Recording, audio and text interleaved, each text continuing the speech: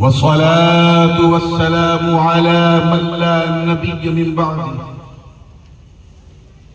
سيدنا ومولانا محمد المصطفى صلى الله تعالى عليه وسلم وعلى آله وصحبه وأزواجه وعترته أما بعد فأعوذ بالله من الشيطان الرجيم بسم الله الرحمن الرحيم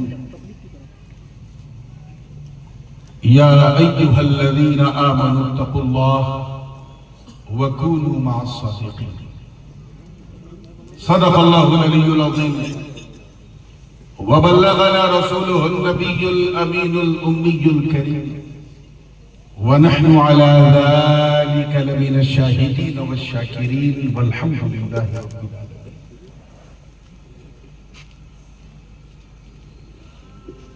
اس انتہائی پرنور پرسرور محفل حضور شہ نشین پہ جلوہ فروز انتہائی باوقار علماء کرام مشائخ اعظام اور ان کے جھرمٹ میں آج کی بزم کے دولہا روح روا نبیر حضور محسن ملت حضرت علامہ مولانا محمد علی فاروقی صاحب قبلہ متعنا اللہ تعالی بطول حیات و دیگر علماء کرام شعراء اسلام حفاظ کرام اور دور و نزدیک سے آ کر آج سبھی کو چھوڑ کر صرف نبی کے لیے سبحان اللہ میرے سامنے بیٹھی سنی عوام اور ایک گوشے میں بیٹھ کر محبت سے کان لگا کے سننے والی ہماری خواتین اسلام السلام علیکم ورحمۃ اللہ وبرکاتہ. وعلیکم السلام ورحمۃ اللہ وبرکاتہ.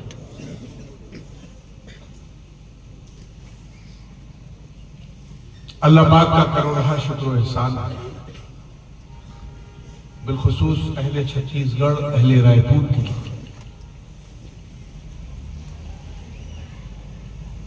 کہ جس چمن کی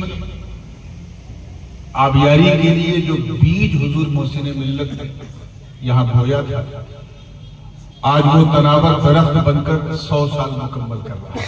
سبحان اللہ سبحان اللہ. مجھے پورا احساس ہے کہ دن میں جو سیمینار ہوا اس میں حضرت کے خدمات کے مختلف گوشوں پہ گفتگو کی گئی ہے.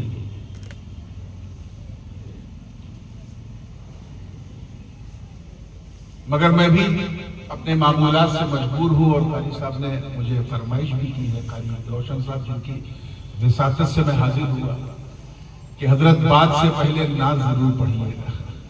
سبحان اللہ سبحان اللہ. دامن وقت میں گنجائش کم ہے انشاءاللہ میرے بعد آپ کو ایک اور بہت ہی پاورفل خطاب نبیر اعلیٰ حضرت تاج السنہ مولانا توصیف رضا صاحب اللہ ان کا سننا ہے. مجھے کمیٹی کے اراکین نے آخر میں رکھا تھا. میں نے کہا جب دنیا میں ان کے بعد آیا ہوں تو کیا جلسے میں بھی ان کے بعد آؤں؟ یہ بالکل مناسب نہیں ہے. وہ میرے بڑے ہیں میرے باپ کی عمر کے ہیں. مجھے اچھا نہیں لگا. میں نے کہا میں پہلے ہوں. کیا بات ہے. ایک نعت پاک بالکل آپ کے ذوق کو تھوڑا سا جھجوڑنے کے لیے میں جانتا ہوں یہ ہندی بھاشی پردیش ہے اردو آپ کی بھاشا نہیں ہے لیکن آپ سمجھیں گے نہیں ایسی میری آشا بھی نہیں ہے اس لیے کوئی نراشا نہیں. اور میرا قصہ یہ ہے کہ میں رات کا مولوی ضرور ہوں مگر دن کا چھوٹا بڑا پیر بھی ہوں اور ہر سمجھدار پیر شیرنی دیکھ کے فاتحہ کرتا ہے. کیا بات ہے. جیسی آپ کی سنی ہوگی ویسا میرا فاتحہ ہوگا.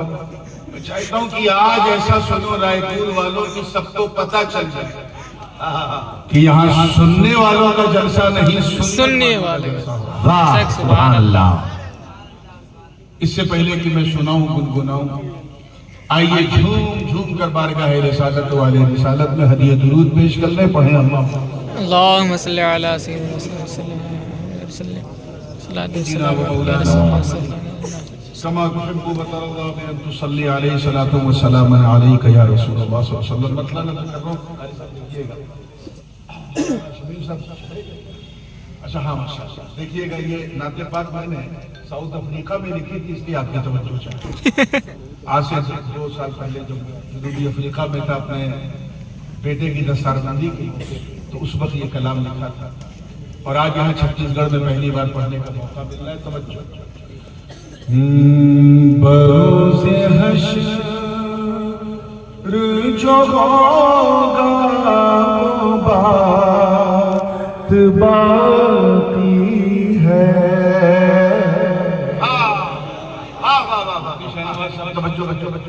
بروز حشر جو ہوگا وہ بات باقی ہے. بروز حشر جو ہوگا وہ بات باقی ہے. بروز حشر جو ہوگا وہ بات باقی ہے.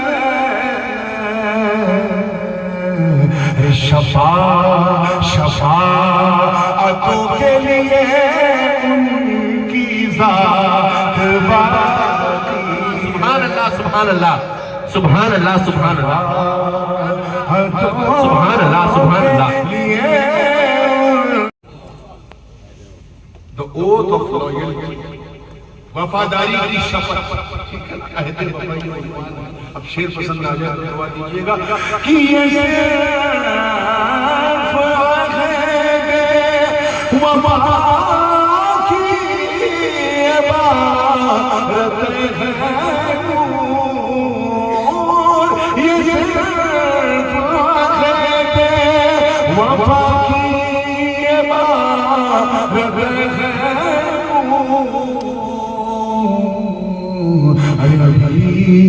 ابھی تو شیر سنائے ہیں نعت باقی. سبحان اللہ سبحان سبحان اللہ سبحان اللہ سبحان اللہ. نعرہ تکبیر، نعرہ رسالت، حضور تاج العلماء، شہزادے حضور قاضی ملت.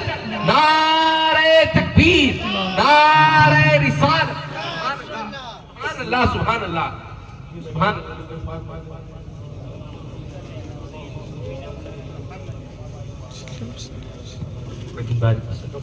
صلو علیہ الصلوۃ والسلام صلی اللہ علیہ وسلم.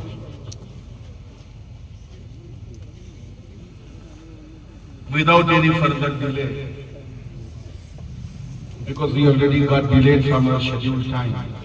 میں نہیں چاہتا کہ بھارتی ریل کی طرح ہمارا جلسہ بھی نردھارت سمے سے تھوڑا ویلمب چلے، اس لیے بالکل ٹو دا پوائنٹ کرتے ہیں.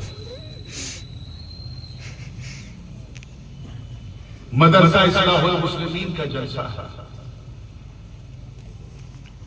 اور میں ابھی زیادہ دیر نہیں، صرف آدھا گھنٹہ پہلے جب میں اپنی قیامگاہ میں تھا تو میں سوچ رہا تھا کہ حضرت نے حضور محسن ملت نے اس کا نام اصلاح المسلمین کیوں رکھا.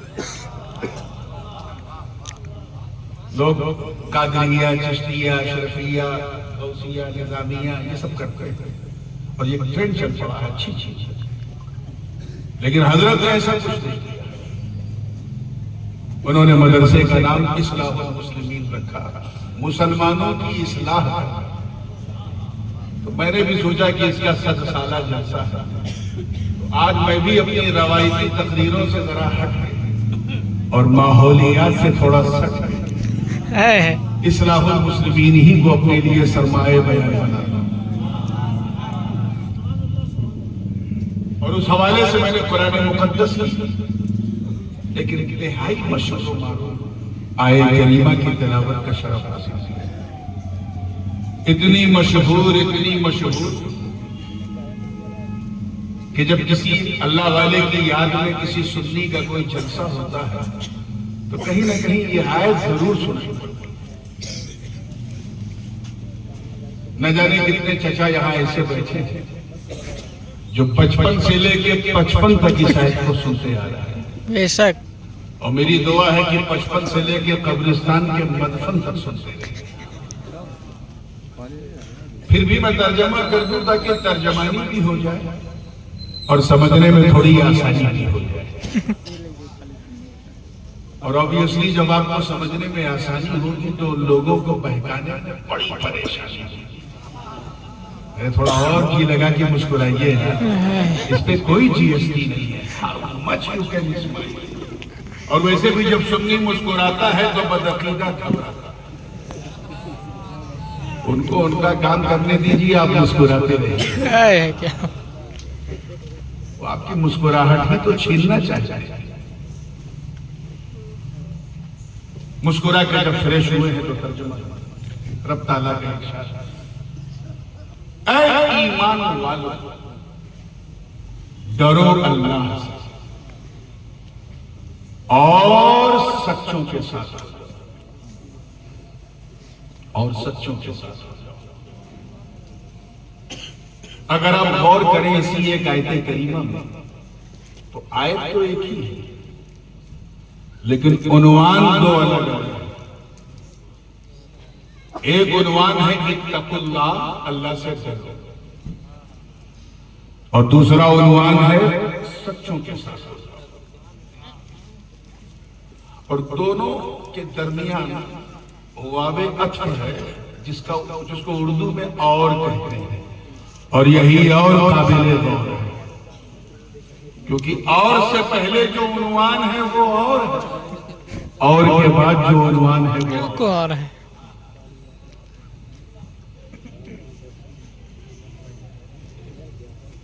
اگر آپ غور کریں اس آیت میں تو اے ایمان والو ڈرو اللہ سے اور سچوں کے ساتھ ہو جاؤ، تو آپ کو نظر آئے گا کہ یہ جو پہلا حصہ ہے اور سے پہلا، اس میں شریعت کا رنگ ہے. کس کا رنگ ہے؟ زور سے بولو. شریعت کا. اللہ سے ڈرو یعنی نماز پڑھو، روزہ رکھو، حج کرو، زکات دو، حدود کی پاسداری کرو، اسلام پر چلو، صراط مستقیم پہ گامزن رہو، صدقہ و خیرات کرو، ماں باپ کے حقوق بجا لاؤ، حقوق اللہ حقوق العباد میں کمی مت کرو، پکے مسلمان بنے رہو. اللہ سے ڈرو. شریعت کا رنگ ہے. کس کا رنگ ہے؟ اور کے بعد جو حصہ ہے اور سچوں کے ساتھ ہو جاؤ، اس میں طریقہ ہے. اللہ کرے سمجھ میں آ جائے تو مزہ آ جائے. تھوڑا سا گردن ہلا دیا کہ تاکہ مجھے لگے کہ ہاں کچھ سمجھ رہے ہیں. طریقہ علماء بیٹھے ماشاءاللہ یہ نورانی قافلہ ہے. منطقی نقطہ نظر سے یعنی اگر مصطلحات منطقیات پر غور کیا جائے تو اس روح سے شریعت اور طریقت میں عام خاص مطلق کی نسبت ہے. حالانکہ بعض نے من وجہین کی بات بھی کی ہے لیکن وہ وجہ مجھے سمجھ میں نہیں. عموم خصوص یعنی ہر طریقت والا شریعت والا، کیچ کرو، لیکن ہر شریعت والا طریقت والا ہو یہ ضروری. اس پر ہم پریکٹیکلی ہمارا کوئی یقین نہیں ہے، صرف بس ایمان ہے کہ اللہ ہے. ہم تو اس ٹائپ کے مسلمان ہو گئے ہیں بقول حضور شیخ الاسلام سے کہ جس میں پاسے شریعت نہ خوف خدا. وہ رہا کیا رہا، وہ گیا کیا گیا. ایک تصویر تھی جو مٹا دی گئی، یہ غلط ہے مسلمان مارا گیا. اس میں نہ شریعت کا پاس و لحاظ ہے، نہ اللہ کا ڈر ہے. اس کا اس دنیا میں رہنا کیا رہنا، جانا کیا جانا. اگر وہ چلا جائے تو سمجھ جاؤ ایک تصویر تھی جو مٹا دی گئی، یہ غلط ہے مسلمان مارا گیا. یہ جو ہم سنتے ہیں آج اتنے وہاں مارے گئے، اتنے وہاں مارے گئے، یہ مسلمان نہیں مارے گئے. اکثر ان میں مسلمانوں کی فوٹو کاپی، مسلمانوں کی طرح دکھتے ہیں. توجہ، we look like Muslims. ہم مسلمانوں کی طرح نظر آتے ہیں، دکھتے ہیں مسلمان. ایکٹنگ مسلم ہے، پریکٹیکل مسلمان. برا مت مانیے گا مگر ہم میں سے اکثر مسلمان ایسے ہی ہیں کہ ہم اس لیے مسلمان ہیں کیونکہ ہمارے ابا مسلمان، دادا مسلمان، ہم مسلمان کے گھر میں پیدا ہوئے اس لیے مسلمان ہیں، کوئی بات نہیں۔ ہم اس لیے مسلمان ہیں کیونکہ ہم ٹوپی پہنتے ہیں، اور اب تو خیر پہنتے کم، پہناتے زیادہ۔ آج اتنوں کو پہنا دی، کل اتنوں کو پہنا دی، اتنوں کو الو بنا دیا، اتنوں کو بنا دیا، بس یہی ہماری جیون شیلی ہے۔ ہم میں سے اکثر حال یہی ہے کہ ہم اس لیے مسلمان ہیں کیونکہ ہم عید کی سوئی کھانا نہیں چھوڑتے، محرم کا کھچڑا کھانا نہیں چھوڑتے، ربیع الاول کی سبھی پینا نہیں چھوڑتے، ہم شب برات میں قبرستان بعد میں پہلے حلوہ کھانا نہیں چھوڑتے۔ ہم اس لیے مسلمان ہیں کیونکہ ہفتے میں ایک دن ماں باپ کے پریشر میں ہم لوگ کبھی مسجد چلے جاتے ہیں جمعہ میں، اور یہ خیال کر کے جاتے ہیں کہ ایسے ٹائم جائیں جب امام صاحب منبر پہ کھڑے ہوتے ہیں، اور 2 رکعت پڑھ کے ایسا بھاگتے ہیں جسے لگتا ہے کوئی ٹرین چھوٹ رہی ہے۔ ہم اس لیے مسلمان بس اتنی پہچان سے رہ گئی ہے کہ ہمارا نام ہمارے ماں باپ نے اردو میں رکھا، فارسی میں رکھا، عربی میں رکھا، ہندی میں نہیں رکھا، حالانکہ اس میں بھی رکھنا جائز ہے۔ ہم اس لیے بس، اور اگر ایک پہچان میں کامن بتاؤں جس میں کسی کو کوئی شبہ نہ ہو، برا نہ مانیے گا، دل جل رہا اس لیے عرض کر رہا ہوں، ہم صرف اس لیے مسلمان ہیں کیونکہ ہماری مسلمانی ختنہ ہوا ہے۔ بس یہی ایک ظاہری پہچان ہمارے پاس رہ گئی۔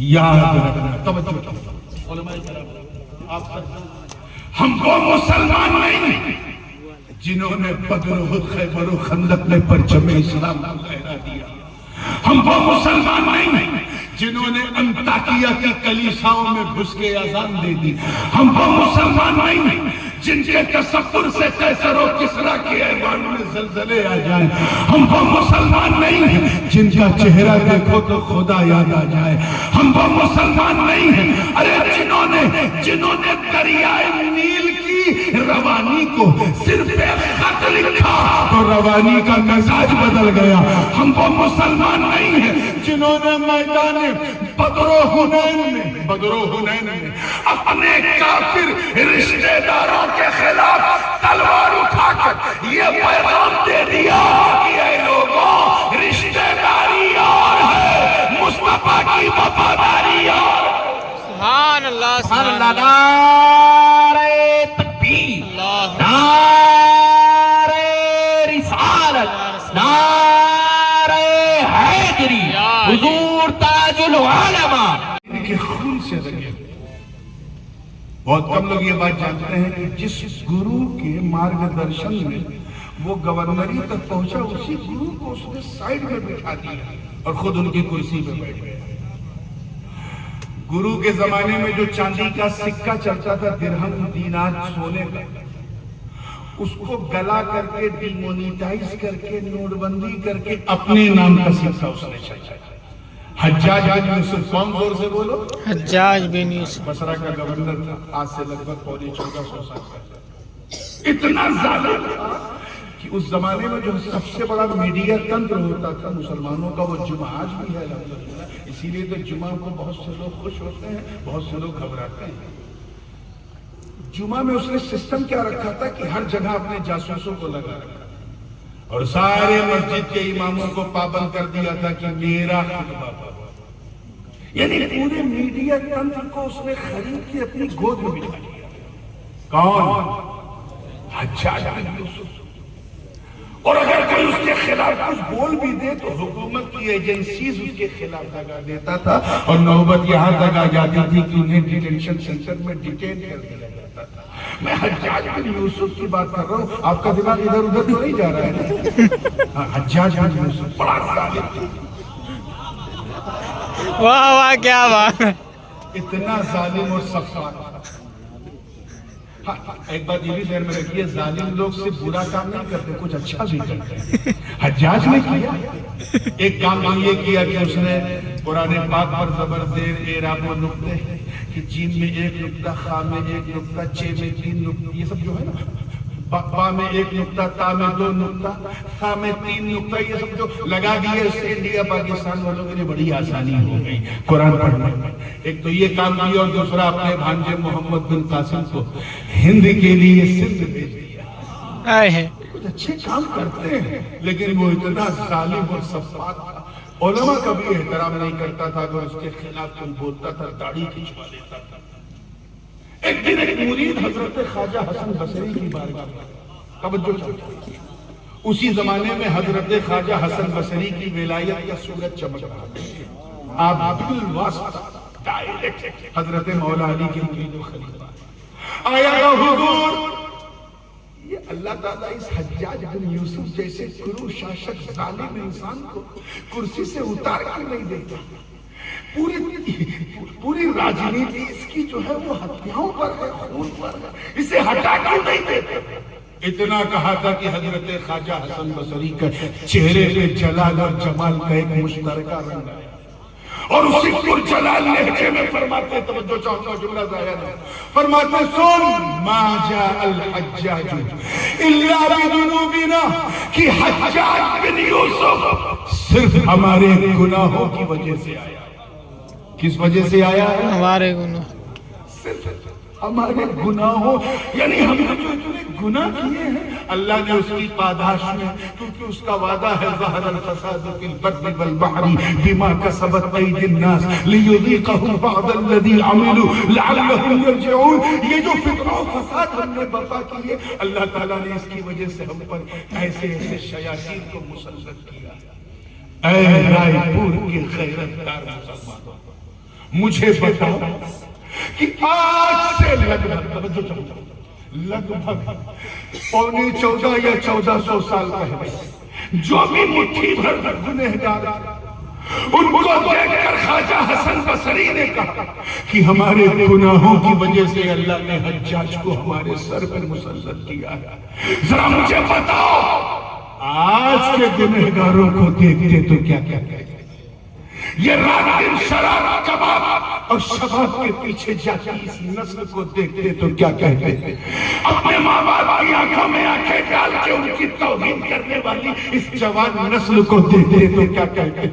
تلاوت اور نماز کو چھوڑ کر رات دن فیس بک، واٹس ایپ، انسٹاگرام پر مکھی مارنے والی اس نوجوان نسل کو دیکھتے تو کیا کہتے ہیں؟ کسی بھی مرتد کا ہاتھ پکڑ کر کسی لڑکی کا اپنے خود کے کلچر کو چھوڑ کر، سب کچھ چھوڑ کر اس کا نکلنا دیکھتے تو کیا کہتے ہیں؟ آج چاروں طرف زناکاری، بدکاری، عیاری، شراب نوشی، ڈرگز کی لعنت اور نہ جانے کیسی کیسی بے حیائی میں پڑی ہوئی اس نوجوان نسل کو دیکھتے تو کیا کہتے ہیں؟ اب اگر ہم یہ محسوس کرتے ہیں کہ ہمارے ساتھ کچھ غلط ہو رہا، کچھ الٹا سیدھا ہو رہا، کچھ اچھا نہیں ہو رہا، تو you don't have a right to ask، تمہیں پوچھنے کا کوئی حق نہیں۔ اگر سسٹم کو صحیح کرنا ہے تو اپنے گریبان میں جھانکو، اپنے دل کو پاک کرو، اپنے رب سے ڈرنا شروع کرو، اس سے توبہ کرو، معافی مانگو، آنسو بہاؤ، گر گراؤ۔ اے لوگوں، میں رب کی عزت کی قسم اٹھا کے کہتا ہوں کہ اگر ندامت کے 2 بوند بھی تو نے مولا کی بارگاہ میں بہا دیے تو قیامت کے دن میرا مولا رحمتوں کا دریا بہا دے۔ سبحان اللہ۔